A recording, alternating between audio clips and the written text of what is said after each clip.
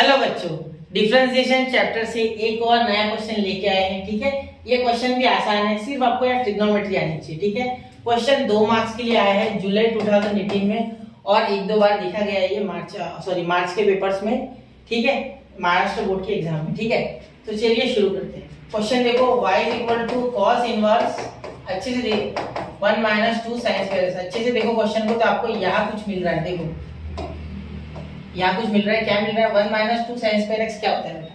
ध्यान देना, यहाँ सोचने वाली बात ये है कि ये 1 - 2 sin स्क्वायर x है। ठीक है, यहाँ ध्यान देने वाली बात ये है कि 1 - 2 sin स्क्वायर x, और आपको पता है बाहर cos इनवर्स है, मतलब आपको अंदर cos ही बनाना है।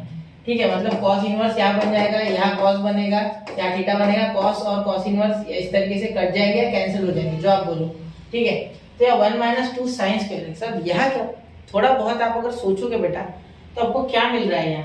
देखिए क्या दिया क्या गया है, ये सोचना है। ठीक है, तो यहाँ देखो जो sin स्क्वायर x है, ठीक है, उसके साथ ही जो भी है वो उसी के साथ कर सकते हैं, और किसी के साथ कुछ नहीं कर सकते। ठीक है, तो यहाँ sin स्क्वायर x के इसका कोई फॉर्मूला है आपके पास? बिल्कुल है, ध्यान देना।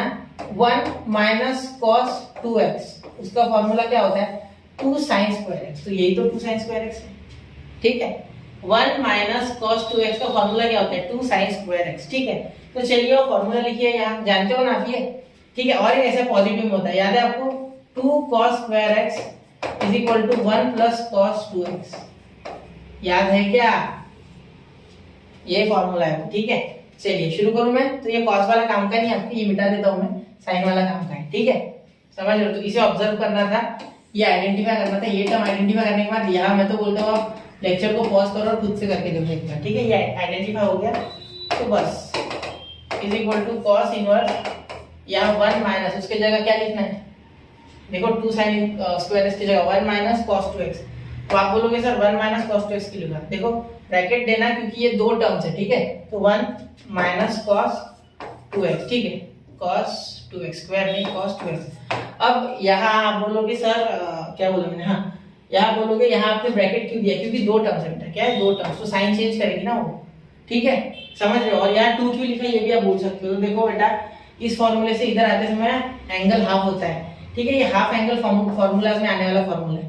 अगर आप ध्यान से देखो तो आपने टेक्स्ट बुक में देखा होगा, हाफ एंगल फॉर्मूलाज में ये फॉर्मूला आता है। ठीक है, ये 11th में था अच्छे से। ठीक है, लेकिन आपको अगर नहीं पता तो आप नेट पे भी सर्च कर सकते हैं, पूरे फॉर्मूलाज मिल जाएंगे। ठीक है, चलिए तो यहाँ देखिए y और मैं भी हो सके तो एक पीडीएफ डाल दूंगा। ठीक है, cos इनवर्स इन ब्रैकेट, ये देखो 1 - 1, ये माइनस प्लस, ये प्लस माइनस cos 2x। ठीक है, क्या देखो ये -1 + 1 कैंसिल, तो 0 आ गया।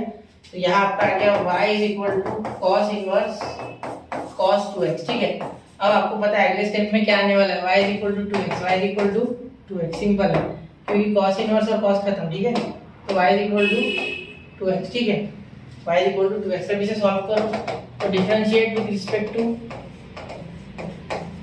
x, तो क्या हो जाएगा? dy/dx = 2। बस हो गया आंसर। क्योंकि देखो सुनो, आपको लगा होगा ddx और 2x आ गया। अरे 2x का बेटा 2 कांस्टेंट है, बाहर आ गया, dx/dx क्या बन गया? 1, तो लिखना ही नहीं ना वो, तो डायरेक्टली मैंने क्या लिख दिया? 2। ठीक है, तो ऐसे लिखा तो चलेगा। 2 मार्क्स के लिए क्वेश्चन आया था, यहाँ फंसाने की कोशिश की गई है, लेकिन फंसना नहीं है, आपको कुछ ना कुछ करके देखना है। कुछ करके देखोगे तो आ जाएगा। ठीक है, नोट कीजिए 1, 2 एंड 3। ठीक है बच्चा, तो ऐसे और क्वेश्चंस के लिए स्टडी यूनिट के साथ बने रहे, पढ़ते रहे, आगे बढ़ते रहे। जय हिंद, जय भारत।